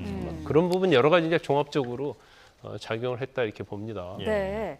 그런 이제 비판의 여부와는 상관없이 지금 어쨌든 수사를 지금 계속 하고 있는 상황이기 때문에 중앙지검장과 4차장이 이렇게 동반 사의를 표명을 하면은 김건희 여사 공천 개입 의혹 사건이라든지 이런 중요 사건의 차질은 불가피하지 않겠느냐 이런 시각이 많아요. 뭐 그럴 수 있죠. 왜냐하면 지휘부 자체가 사실은 이게 결정에 대한 결재권을 가지고 있거든요. 그러면 실질적으로 밑에 있는 검사들, 그러니까 실무 담당하는 검사들 이제 수사를 한다 하더라도 이제 저 정도 중요한 사건에 있어서는 뭐 차장, 검사장의 결재를 필요로 하는 경우가 많이 있어요. 결재가 되지 못한다고 한다면 결국 수사는 진행이 되겠지만 결정을 못 내리는 그런 상황이 될 것이고 아마 제가 볼 때는 이 중요 사건에 대해서 특히 김건희 여사 관련된 중요 사건에서는 수사가 마무리가 된다 하더라도 정권이 바뀌게 되면 이제 그 다음 정부에서 인사한 수사기관 지휘부에 의해서 아마 결정이 될 가능성이 제가 볼 때는 크다고 보거든요. 그렇기 때문에 수사 자체는 사실은 뭐 지금 6월 3일 대선 전에 결정을 내릴 수는 없을 것이다. 또 결정을 내리게 되면 또 거기에 대해 또 많이 논란이 있을 거예요.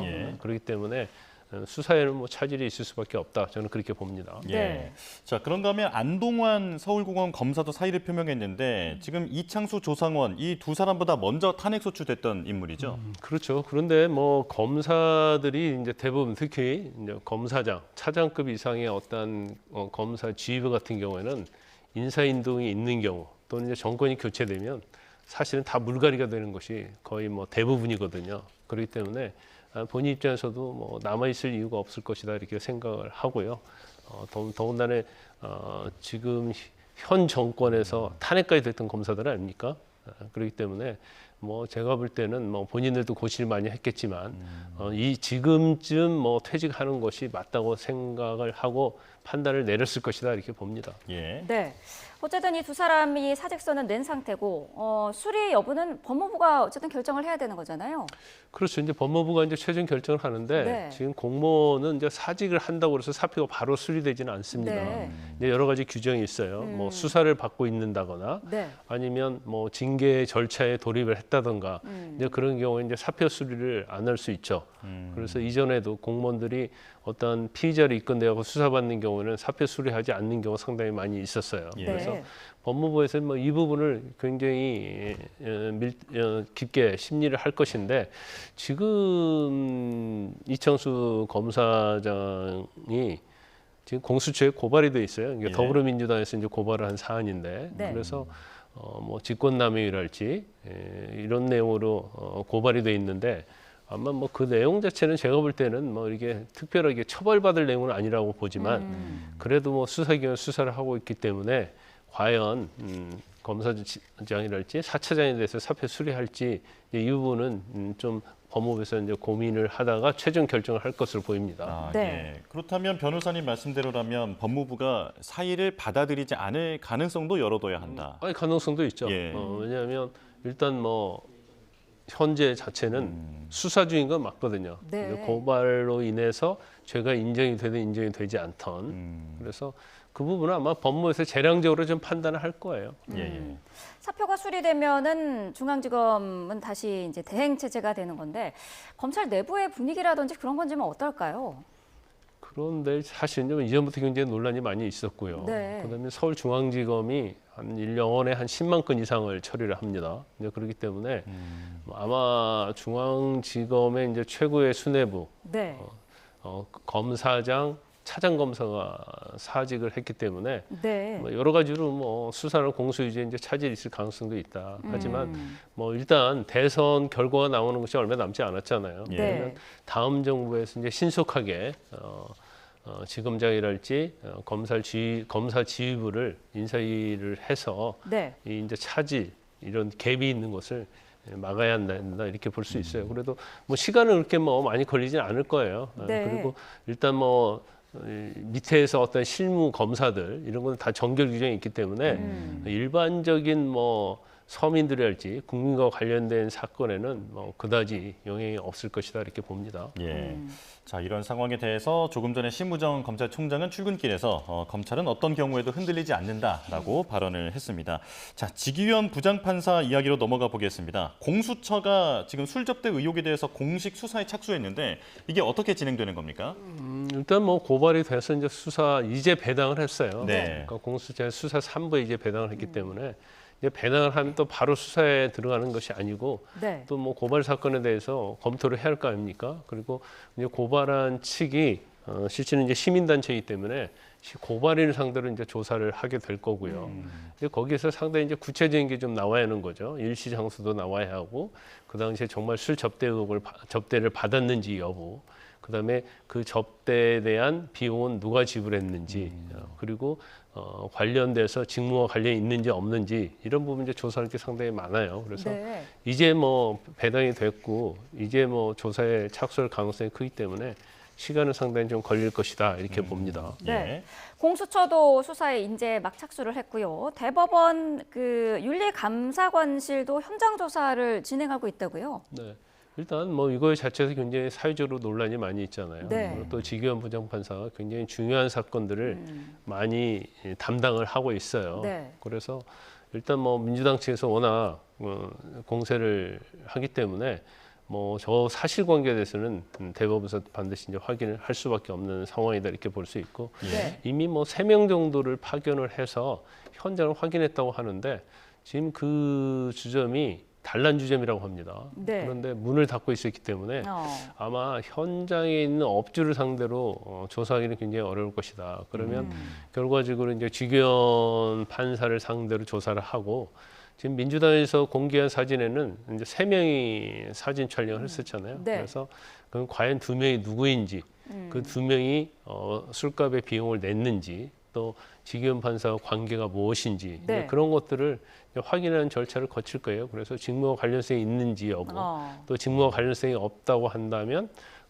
청탁금지법이 위반되는지 여부, 또 그 비용 자체를 한 명이 낸 것인지 나눠서 낸 것인지, 또 횟수가 한 번인지 여러 번인지 아마 이런 것들을 전반적으로 재판부에서 대법원에서 감찰을 할 걸로 보입니다. 예. 네. 이 무언가를 대가로 향응을 제공받았다면 이제 문제가 될 텐데 만약 그런 부분이 없이 그냥 법관이 이런 곳에 갔다라는 것 자체만으로도 어떤 문제가 될 수 있는 아니, 겁니까? 그런 전혀 문제가 되지 않죠.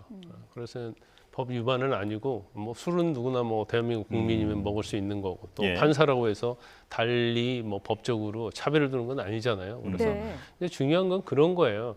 일단 정말 술을 먹었는지 여부, 그리고 그 비용을 누가 냈는지, 그다음에 직무와 관련 있는 사람이 갔는지. 근데 사진을 보면 그렇지는 않은 것 같아요. 왜냐하면 직무와 관련되고 뭔가 부정한 행위와 관련이 있다고 한다면 저런 모습의 사진을 찍지 않겠죠. 저건 증거가 되는 거고 예. 판사 입장에서는 명백히 자기에 대해서 저게 만약에 어떤 범죄 행위에 해당이 된다고 한다면 증거가 될 텐데 저렇게 같이 다정하게 찍는 사진을 나중에 공개될 수도 있는데 하지 않았을 거라고 봅니다. 그래서 뭐 친구인지 아니면 뭐 사건 관계인지 이제 그건 조사를 해봐야 알겠지만 일단 청탁금지법에서 100만 원 이상이면 형사처벌 대상이 돼요. 네. 그러니까 1인당 100만 원이에요. 예. 그래갖고 저기에서 어떤 사람이 접대비용으로 200만 원을 썼다. 그러면 3명이잖아요. 그럼 3분의 2를 하면 100만 원이 안 되죠. 네. 그러면 형사처벌 대상은 안 되고 단순히 이제 과태료 대상은 될 수가 있어요. 네. 그러면 그것은 수사기관에서 수사할 대상이 아닌 거고요. 단지 이제 그건 징계사유에 해당되는지 여부 이제 그런 것은 뭐 따질 필요가 있겠죠. 공수처의 수사와 상관없이 이 대법원 현장 조사에서 뭔가 문제가 될 만한 일이 있었다면은 대법원에서는 그렇다면 어떤 징계라든지 내릴 수 있는 게 어떤 게 있을까요? 지금 판사에 대해서 내릴 수 있는 징계는 정직이 있고요, 네. 감봉이 있고 이제 견책이 있어요. 네. 그래서 이제 제일 무거운 징계가 정직이거든요. 근데 정직이라는 것은 이제 재판 업무를 할 수 없는 거죠. 네. 그래서 사안 자체가 징계위원회가 있기 때문에 이제 내용이 어떠냐에 따라서 그냥 뭐 이거 해프닝으로 그냥 끝날 수도 있고요. 네. 뭐 정직 정도의 어떤 결정이 나야지 이 사건에 있어서 이제 판사가 어떻게 보면 재판을 할 수는 없는 상황이 되잖아요. 네. 그거 이외에는 사실은 지금 하고 있는 사건이 지금 문제 삼고 있는 게 특히 야당에서 문제 삼고 있는 사건 내용이 지금 윤석열 전 대통령에 대한 구속 취소를 한 재판부잖아요. 네. 근데 이제 윤 전 대통령 관련된 사건하고 지금 만약에 술 먹은 내용이 사실이다 할지라도 이 사건과는 전혀 관련성이 없죠. 그래서 뭐 제척한다든지 기피한다든지 회피할 수 있는 사유는 되지 않습니다. 네. 이제 그렇지만 내용이 뭐 저 술접대 의혹이 사실이냐 아니냐 또 그에 관련해서 이제 징계 결정이 어떻게 나느냐에 따라 달라질 수 있어요. 네. 자, 알겠습니다. 김광삼 변호사와는 여기까지 얘기 나누겠습니다. 고맙습니다. 고맙습니다. 네, 더불어민주당 선대위 회의를 마치고 취재 기자들과 발표를 하고 있는데요. 현장으로 가보도록 하겠습니다. 우리는 오랫동안 경제성장 과정에서 효율성을 위해서 대기업 중심, 수출 중심, 수도권 중심으로 경제를 운영했습니다. 그 당시로서는 불가피한 측면이 있었지만 어쨌든 그 폐해를 막을 대책을 미리 준비하지 못한 채 대기업과 고소득층이 잘 되면 그 부가 아래로 흐른다는 소위 낙수 효과만 트리클다운 효과만 신봉했던 것도 사실입니다. 코로나19 팬데믹을 거치면서 우리는 재난지원금을 경험했습니다. 그제서야 서민들은 낙수 효과가 아니라 직접 주머니에 꽂아주는 직수 효과가 얼마나 좋은지를 체험했습니다. 그렇지만 이때 서민들의 소비 역시 오롯이 골목 상권에서 쓰이지는 못했습니다. 결국 동네 상인들을 살리는 데는 충분하지 않았던 것입니다. 지역화폐는 서민들의 소비를 그 지역에서 이끌어내게 합니다. 이재명 후보께서 성남시정 시절 성남지역 화폐로 시작해서 경기도지사 시절 경기지역화폐로 확장했습니다. 함께 살아가자는 공동체 정신에 걸맞는 정책이었기 때문입니다. 지역화폐 사용 챌린지 동참 캠페인을 통해 더 많은 우리 당원들과 지지자들이 지역화폐를 이용해서 더 많은 동네 상인들의 삶을 돕게 되기를 진심으로 바랍니다. 감사합니다. 예, 다음은 박찬대 선대위원장님의 말씀 있겠습니다. 윤석열 정부 3년. 네. 자, 민주당 선대위 회의 내용을 들어보셨습니다. 지역화폐는 함께 살자는 상생의 의미가 크다. 그동안의 경제성장 과정에서 부가 집중된 것은 사실이다라고 밝혔고요. 지역화폐가 서민 소비를 이끌어내고 동네 상인을 돕기를 희망한다라고 밝혔습니다. 자, 이번에는 국민의힘 상황으로 가보도록 하겠습니다. 마찬가지로 오전에 선대위 회의를 마치고 지금 발표를 하고 있는데요. 들어가 보겠습니다. 예, 언론 여러분 안녕하십니까? 국민 여러분 안녕하십니까? 21대 대선 D-13 5월 21일 수요일 정정당당 국민의힘 김문수 후보 캠프 모닝 브리핑 시작하도록 하겠습니다. 이제 곧 여름 휴가가 다가오잖아요. 지금 호텔들이 지금 난리라 그럽니다. 많은 우리 국민들이 호텔에 예약을 해놓고 나중에 취소하거나 가지 않더라도 이게 국민 경제에 도움을 주는 거니까 괜찮다라는 얘기들을 많이 하셔서 지금 예약은 많이 하시는데 정말로 여름에 오실지 이게 지금 호텔업계의 가장 큰 관심사라고 합니다. 그리고 뭐 인터넷상을 보면 정말로 이재명 후보가 얘기한 호텔 경제학과 120원 커피약에 풍자하는 뭐 글과 만화 이런 것들이 어마어마하게 돌아다닙니다. 저는 뭐 정치인의 말들이 이렇게 풍자의 대상이 되거나 또는 이런 것들은 뭐 충분히 있을 수 있는 일이라고 생각을 합니다. 그러나 다만 한 가지 심각한 것은 정치 지도자의 언어라든지 또는 대통령 후보의 언어가 이렇게 국민을 속이는 언어가 되어서는 안 된다. 이렇게 해서 우리 경제가 발전할 수 있다. 이를테면 예약을 해놓고 가지 않아도 우리 경제에 돈이 돌기만 하면 경제가 성장할 수 있다는 것은 예전에 과거 사회주의 국가들이 내세웠던 유토피아입니다. 유토피아. 집단 농장에 다 가서 살면 우리가 다 평등해질 수 있다는 이 유토피아적 경제관인데 이 부분을 제가 저가 같은 시각에서 조롱하거나 비아냥거리고 싶은 생각은 없습니다. 그러나 국민 여러분들 중에 혹시 그게 정말로 말이 되네? 이렇게 생각하는 분들이 생길 것 같아서 오늘은 그 부분을 지적하지 않을 수가 없습니다. 이 말에 이 120원 경제와 호텔 경제의 함의는 제가 보기에는 첫 번째는 거짓말입니다. 이재명 후보는 본인이 원하는 어떤 정책의 목표라든지 본인이 원하는 어떤 경제 정책이 있으면 이것을 설득하기 위해서 정말로 거짓말을 아무렇지도 않게 합니다.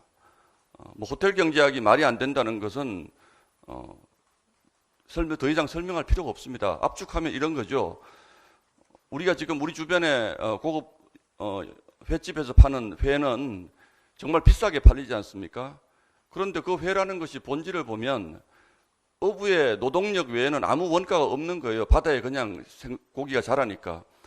그러면 그 고기를 잡아다가 이 횟집에서 파는데 굉장히 비싸게 파는데 회를 먹기 위해서 예약을 했다가 가지 않아도 그 회를 운송하는 운송회사라든지 또는 횟집 직원들의 노동이라든지 이런 부분들에서 부가가치가 생산되기 때문에 네, 국민의힘 선대위 회의 내용도 들으셨습니다.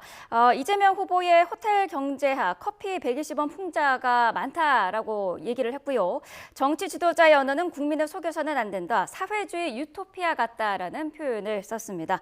자세한 내용은 이어지는 뉴스에서 계속해서 전해드리도록 하겠습니다.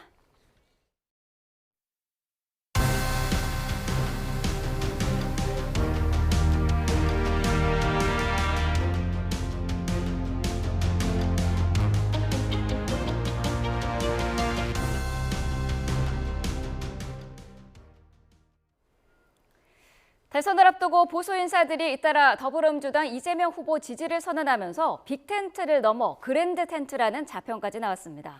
국민의힘에서도 반 이재명을 기조로 연대 전선을 모색하고 있지만 녹록지는 않은 모습입니다. 이준엽 기자가 보도합니다. 유세장에 앉은 민주당 의원들 사이에 국민의힘 출신 김상욱 의원과 개혁신당 출신 허은하 전 대표도 나란히 자리했습니다. 선대위 사령탑에 보수 책사로 불린 윤여준 전 장관을 앉히며 출발한 민주당엔 최근 이 같은 전향적 합류 선언이 잇따르고 있습니다. 후보의 진심이 담긴 경청과 통합, 화해와 포용 행보에 민주당의 국민 빅텐트가 점점 커지고 있습니다. 새미래민주당 이석현 전 의원과 개혁신당 문병호, 김용남 전 의원, 여기에 홍준표 전 시장이나 박근혜 전 대통령 지지자들까지 공개 지지를 선언했습니다. 민주당은 내란 종식과 국민통합이라는 기치 아래 빅텐트를 넘어 그랜드 텐트까지 펼치겠다며 깜짝 놀랄 인사 영입도 공언하고 있습니다. 과거와는 다른 기준과 원칙을 가지고 오기 때문에 그분들과 같이 그 빅텐트를 치는 저희나 그 텐트에 오시는 분들이나 서로 떳떳하게 할 수 있는 근거가 있다. 자당 인사들의 이딴 이탈에 개혁신당 이준석 후보는 당은 흔들림이 없다고 선을 그었습니다. 중소기업의 인력 이탈은 상시적이라며 총선에서 비례를 노린 사람들이 빠져나가는 것일 뿐 자신의 지도력 문제는 아니라고 지적했습니다. 그냥 개혁신당 타이틀 달고 방송만 하셨거든요. 그러니까 사실 제 입장에서 봤을 때는 저희 개혁신당 구성원들은 어떤 흔들림도 없습니다. 애초 반이재명 빅텐트론을 먼저 꺼내들었던 국민의힘도 개헌을 고리로 새미래민주당 측과 접촉하는 등 불씨를 꺼뜨리지 않기 위해 안간힘을 쓰고 있습니다. 다만 이낙연 상임고문이 국민의힘의 해체 수준 환골 탈퇴 등을 요구하면서 아직은 지지 선언까지는 이끌어내지 못했습니다. 계엄 단절과 극복을 전제로 그리고 이재명 독재 집권을 저지하고 제7공화국 개헌을 위한 통큰 협의를 앞으로 계속해서 지속하기로 결정했습니다. 일각에선 실질적인 국민 통합이 이루어지지 않는다면 떠들썩한 빅텐트도 선거 때마다 등장하는 향후 정치적 이익을 노린 이합집산과 다를 게 없을 거라는 지적도 나옵니다. YTN 이준엽입니다. 이번 선거 막판 변수로 꼽히는 보수 후보 단일화, 국민의힘 김문수 후보의 러브콜에 개혁신당 이준석 후보의 선긋기가 이어지는 가운데 대선이 13일 앞으로 다가왔습니다. 어제 시작된 재외 국민 투표로 단일화 1차 시한은 깨졌죠. 시간이 갈수록 효과가 반감될 거란 전망 속에 앞으로 한 주가 골든타임으로 거론되고 있습니다. 골든타임의 1차 고비는 오는 24일 토요일입니다. 본투표용지가 인쇄되는 25일 전에 단일화가 이루어지는 게 가장 이상적이기 때문인데요. 이때까지 단일화가 이루어진다면 하차한 후보 이름 옆에 사퇴 표시가 돼서 유권자의 혼동을 막을 수 있습니다. 만약 이날을 넘기면 투표용지에 두 후보의 이름이 그대로 들어가고 투표소에는 사퇴 안내문만 붙기 때문에 유권자가 혼란스러울 수 있습니다. 2차 데드라인은 사전투표 전날인 28일 다음 주 수요일입니다. 사전투표 용지는 사전투표가 이루어지는 29일과 30일 현장에서 인쇄되는데요. 그래서 그 전날인 28일까지 단일화를 이루지 못하면 하차한 후보 이름 옆에 사퇴를 표시할 수밖에 없습니다. 단일화 사실을 잘 모르는 유권자가 사퇴한 후보에게 표를 던져 사표가 발생할 수 있다는 거죠. 실제로 지난 20대 대선에서 국민의힘은 본투표 용지 인쇄일은 넘겼지만 사전투표 직전에 단일화에 성공해 대선 승리를 거머쥔 기억이 있습니다. 당시 윤석열 국민의힘 후보와 안철수 국민의당 후보는 사전투표 하루 전에 극적으로 단일화에 합의했는데요. 20대 대선의 사전투표율이 37%에 육박했던 걸 보면 늦어도 사전투표 전에는 단일화를 해내야 한다는 절박함이 있을 수밖에 없습니다. 국민의힘은 이번 주 김문수, 이준석 두 후보의 지지율 변화를 단일화 여부의 분수령으로 보고 있습니다. 김문수 후보 지지율이 의미 있게 상승한다면 이준석 후보에게 입장을 선회할 수 있는 명분이 될 거라는 계산인데요. 일각에서는 이준석 후보가 TV토론에 자신감을 보이는 만큼 27일 토론까지 끝내고서 대화에 나설 가능성도 거론되는 상황입니다. 보수 진영 단일화라는 막판 변수를 두고 대선판이 술렁일 것으로 보입니다. 국민의힘을 탈당하고 정계 은퇴를 선언한 홍준표 전 대구시장이 김문수 후보 지지와 선대위 참여를 설득하려 하와이로 온 특사단과의 만남에도 대선 뒤에 귀국하겠다는 입장을 재확인했습니다. 홍 전 시장은 자신의 SNS에 특사단이 모두 돌아갔고 대선이 끝난 후 돌아간다는 입장에 변함이 없다며 이같이 밝혔습니다. 앞서 홍 전 시장 측근인 김대식 의원과 경선 과정에서 홍준표 캠프에 속했던 유상범 의원, 이성배 선대위 대변인 등 4명의 특사단은 홍 전 시장과 하와이에서 만나 김문수 후보의 자필 편지를 전달하는 등 설득에 나섰습니다. 본격적인 지원 유세에 돌입한 국민의힘 한동훈 전 대표가 대한민국을 위해선 기꺼이 호구가 되겠다고 밝혔습니다. 한 전 대표는 부산 광안리를 찾아 경선 과정에서 홀로 싸우고도 선거를 왜 돕느냐, 호구냐라는 말도 듣는다며 이같이 말했습니다. 이어 민주당 이재명 후보가 가져올 위험한 세상을 막기 위해서는 국민의힘 후보가 당선돼야 한다고 주장했습니다. 김문수 후보와 함께 유세를 벌일 계획은 없느냐는 질문에는 본질적인 생각의 차이가 있었다며 김 후보가 가지 못하는 곳에 가서 시너지를 내겠다고 설명했습니다.